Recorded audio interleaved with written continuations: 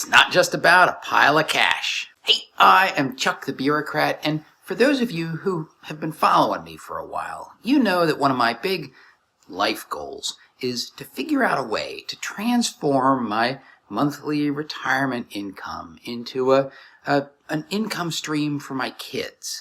You might think of this as trying to transfer quote-unquote generational wealth. And if you'll pardon my arrogance, I think I'm making some pretty good progress. But at the same time, my kids and I are running into some practical limitations. To understand what's happening, you have to ask, what exactly do you mean by transferring generational wealth? And in fact, more to the point, what exactly do you mean by wealth? You see, a lot of financial advisors want you to think of wealth as just a pile of cash. And sure, you can make some important decisions that increase the amount of your little treasure trove that passes on to your next of kin. But that is just a small part.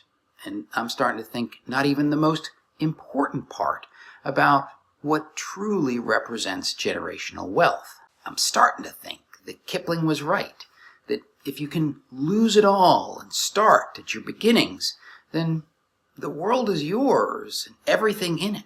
You see, what I really, really want my descendants to be able to do is start at a reasonable level and then climb to the next higher level.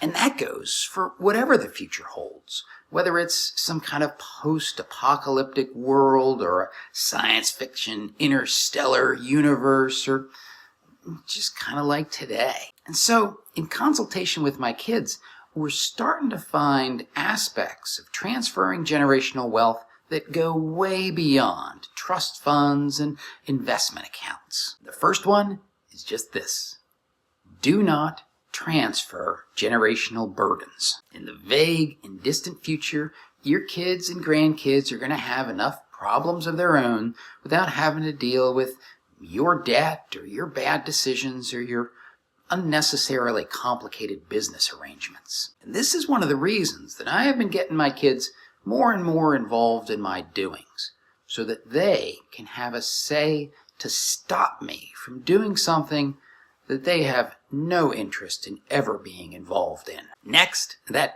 giant pile of money, well, notice that it's possible that those resources could be used to harm your family's future. You can, and you probably should, provide some kind of financial safety net, but at the same time, you do not want your descendants to be dependent on you. Or, more to the point, you don't want them dependent on that retirement income cash flow to such a point that, they flounder if it dries up. And that means avoiding subsidizing them on an ongoing basis, or at least know what the subsidies are and understand what kind of an impact they have on the kids. I mean, who's on the cell phone plan?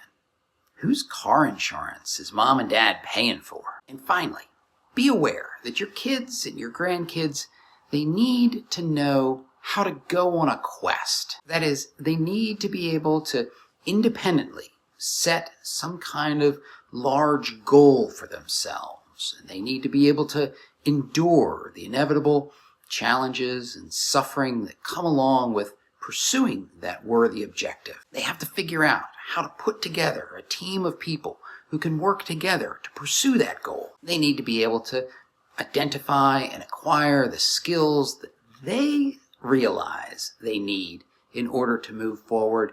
And then, when they finally do succeed, they have to learn how to enjoy the fruits of their success. Those elements of a successful quest, see, the thing is, you can't buy them.